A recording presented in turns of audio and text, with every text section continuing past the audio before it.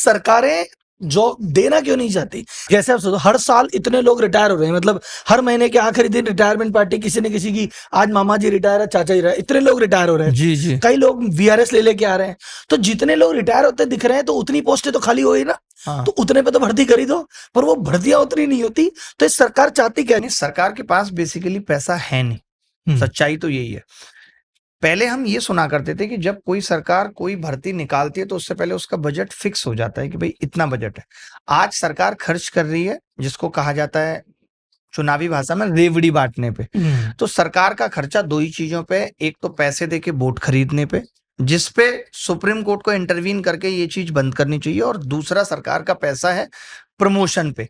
करना कुछ नहीं है, एडवर्टाइजमेंट दिखाए जाओ, एडवर्टाइजमेंट दिखाए जाओ, एडवर्टाइजमेंट पे पैसा है। सरकार का आगे आने वाला जो प्लान दिखता है वो ये दिखता है कि आगे आने वाले वक्त में ये सिर्फ और सिर्फ पुलिस और ज्यादा से ज्यादा कुछ शिक्षकों को बस पैसा देंगे, बाकी सब ये आउटसोर्स करेंगे, क्योंकि आउटसोर्स में कम पड़ता है।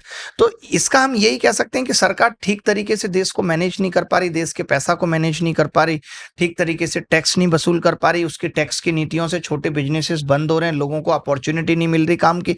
टैक्स तो तब आएगा जब इंडस्ट्री खुलेंगी, इंडस्ट्री खुलेंगी, उनको मॉनिटर करने के लिए ज्यादा सरकारी लोगों की जरूरत पड़ेगी, तो सरकार में वैकेंसी आएंगी। बट आप देखो अभी कि भारत से बांग्लादेश टेक्सटाइल में बहुत आगे निकल गया, जबकि वो नहीं था आगे, पहले हम आगे थे।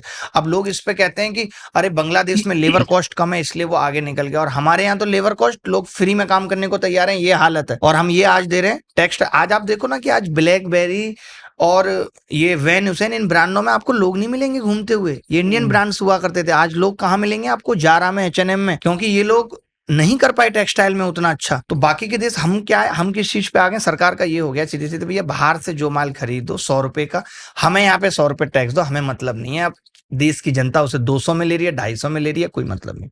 सरकार इस चीज पे आ गई कि भैया इसको इम्पोर्ट बोलेंगे ना, बाहर से कोई सामान आ रहा है तो इम्पोर्ट पे फोकस है। एक तरफ क्या कहेंगे, चाइनीज माल का इस्तेमाल मत करो, देसी माल पे करो। अरे भैया, अब जारा जैसे कपड़ा भारत बना ही नहीं रहा, तो मेरी मजबूरी है, मैं क्या करूं? मैं अपने आप को अच्छा ना रखूं?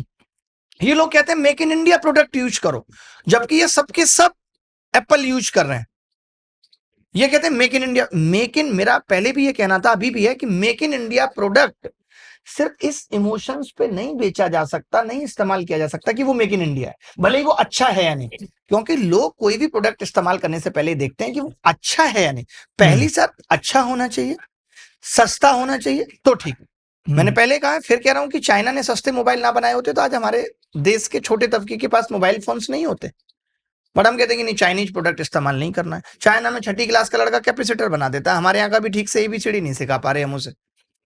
बताओ, तो हम स्किल लर्निंग तो डाल नहीं रहे, फिर बात करते हैं कि चाइना को पीछे छोड़ देंगे। बहुत सारे लोग आपको ये कहेंगे भारत में पॉपुलेशन बहुत ज्यादा है इसलिए भारत शायद उतना विकास नहीं कर पा रहे। अरे भैया, चाइना में भी पॉपुलेशन खूब है, चाइना तो खूब विकास कर रहा है। पॉपुलेशन को ठीक आने पे लगाने की जरूरत थी, ठीक तरीके से अगर लगाया जाता तो देश बहुत आगे बढ़ सकता था।